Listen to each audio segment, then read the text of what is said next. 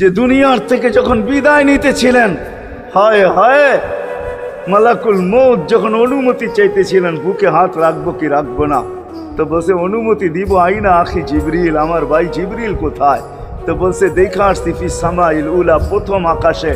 একটু পরে উনি সালাম দিয়া ঢুকছেন, ওনার চোখে পানি ছিল।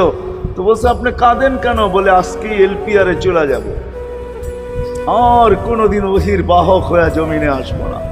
আপনার পরে কোনো নবী নাই, কোনো রসুল নাই, আমারও ওহির কাজ শেষ। ওহির সুবাদে কখনো কখনো নৈকট্যময় জায়গায় চলে যেতাম, আজ থেকে আর যাওয়া হবে না। আমার চোখে পানি। দীর্ঘ ১.৫ লক্ষ নবী, ৩১৩ জন রসুলের কাছে আমি নিয়ে আসছি।